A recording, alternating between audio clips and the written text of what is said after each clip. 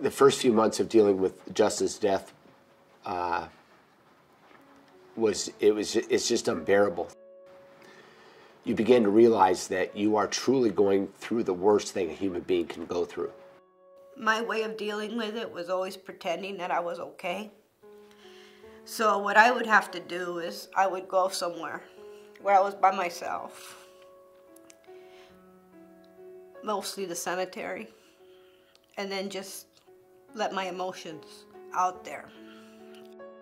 The first few weeks after Riley died was, I would call, the daze phase. It's the same as it was with the initial diagnosis. You're exhausted, you have no sleep, you're on adrenaline, you're in the robot mode. It's like I'm functioning, we had so many people left over in family, and I knew it was going to be hard once everybody was gone and you're all alone in the house. And I didn't have Riley anymore.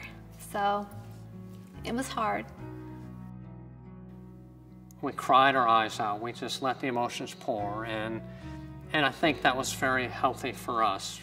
We knew it was coming, but you can't ever anticipate the end and what it's going to do. Getting used to living without your child is something that no one is prepared for. We don't know how to do it. After Taylor died was horrible. She was my only child. Just the stress of trying to figure out how you're going to continue moving forward. How am I going to get past this?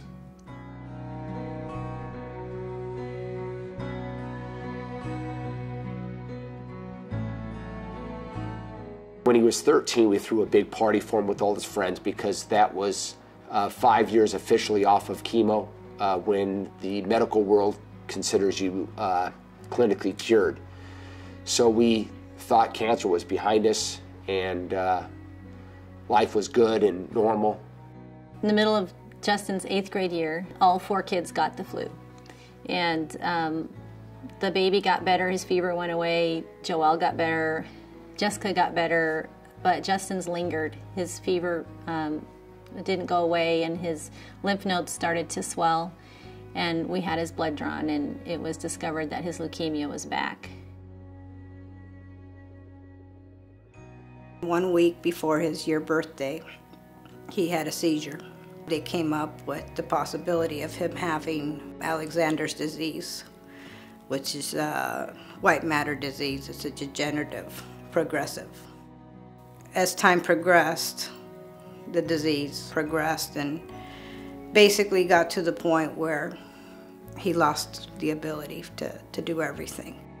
And Robin hung up and he pulled me into the van after that and said, Riley has leukemia. They gave him a 50% chance right away, right when we went to the ICU. They figured it was lymphoma, but they wasn't sure which one, and eventually concluded that it was, I guess through trial and error, I think they concluded that it was non-Hodgkin's lymphoma. On April 3rd, 2011, I told her it's okay. I had a long talk with her. I said, it's okay. You don't need to suffer anymore. You can go see the light now. Because it's okay. So we were in a room, we were talking, and about 5 minutes after our conversation, she took her last breath, and then she died. His physician came and told us that Justin was developing a problem called adult respiratory distress syndrome, and fluid was filling his lungs, and that we really needed to prepare ourselves, that Justin was likely going to be intubated and he wasn't sure he was going to survive it. That day, he did pass, and we started the process of adjusting to life without him. When we got closer, that the disease had progressed quite a bit, I could feel in him where he was holding on. So I did at that point start talking to him and letting him know that it was okay for him to go.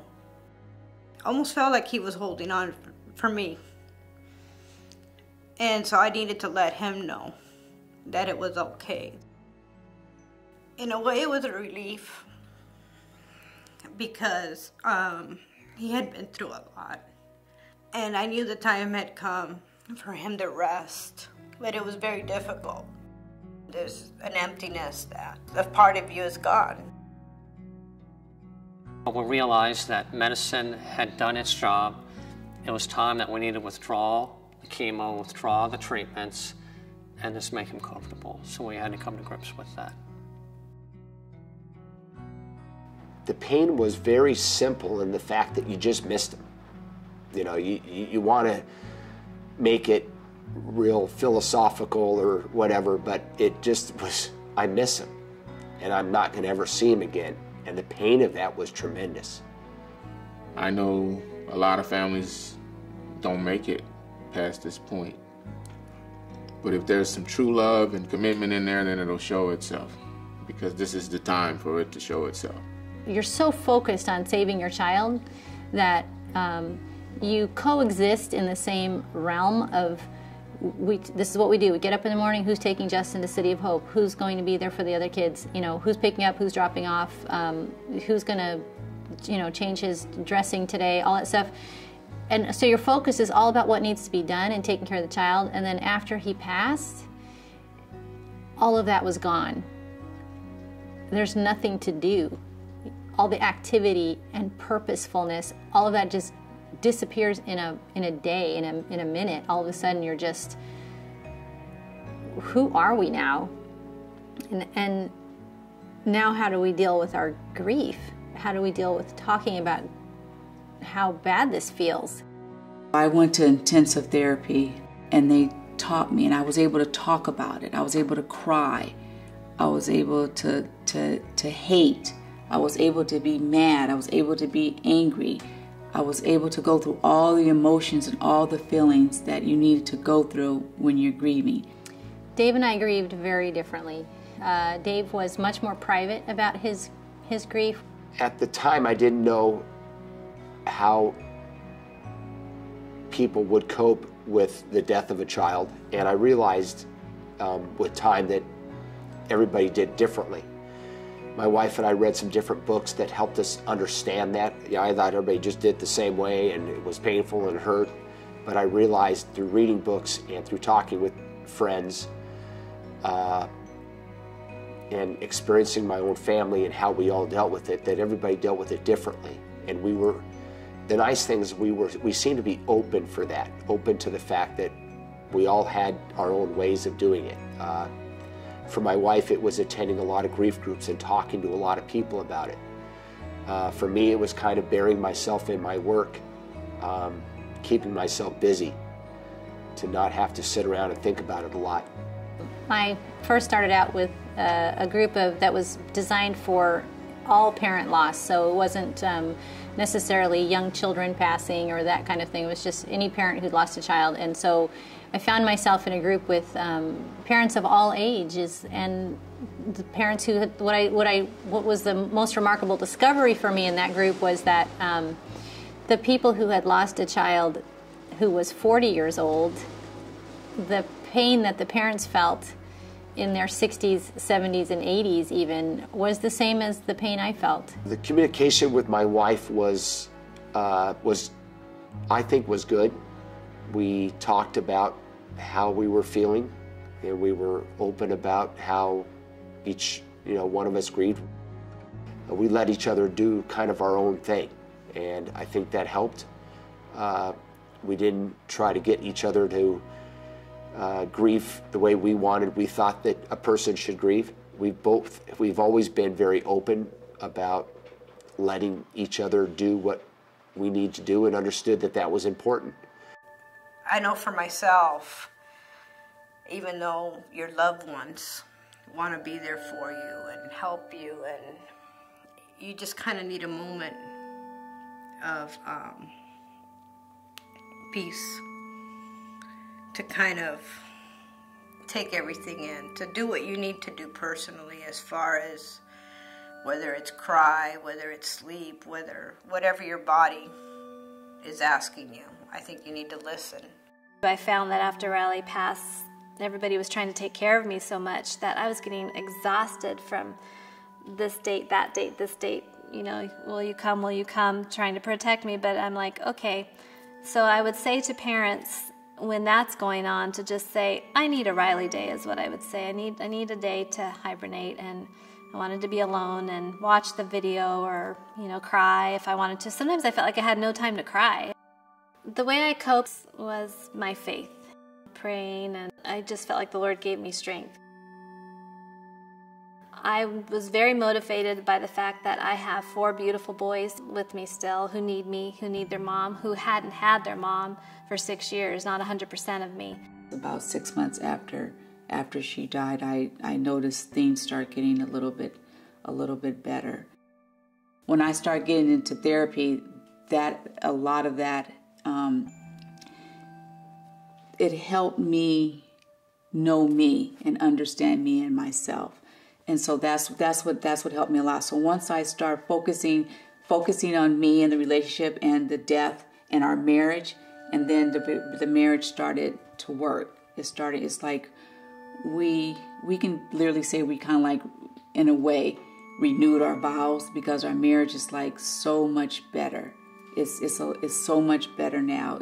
I'm happy, and I'm happy to have my husband, that he's here with me, that he's sharing this with me, and I didn't have to do it alone, and that it's a good feeling to work on yourself and get to this point that everything's going to work out, everything's going to be okay. I think my most difficult part was I don't have a purpose now.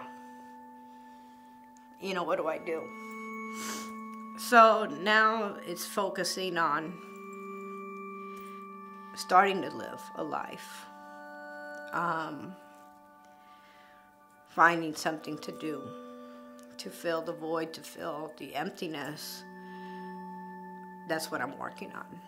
I've sat with bereaved people and how hungry we all are for shared experiences, for shared stories, to glean whatever we can from each other. It's like we're this underground community that the healthy world doesn't really want to deal with too much because it's too scary. It happened, and now we have to live through it for the rest of our lives. You're still going to have your heart's going to ache, but you just have to take one day, one moment at a time. Know what you need, try to find out what you need, and then be honest with others. This is the time to not be over polite. If you need a day alone, take it. There's not any wrong or right feelings, because we all deal with them differently. And it's important to express them. It's definitely going to be that light at the end of the tunnel. It's very, very dark at first, but the light will shine. And I would definitely recommend therapists to people, even if someone goes for like a couple of months, but just to have someone to talk to, have someone to get angry with, have someone to just discuss how you're feeling, how it hurts you, why me. Sharing what I knew was all part of the healing that I needed to go through. And when you get to that point in your loss that you can say, I had this experience that I think might help you in your loss. I'd like to talk with you about it. I'm open to hearing about your loss. That's when, I hate to use the word beauty, but that's when you do start to see the purpose in your life and in your loss, and that's where you become free from your grief. I do have a sense of liberation in being able to use words to say, this is how my grief was, this is how my life experience was, and now this is how it is.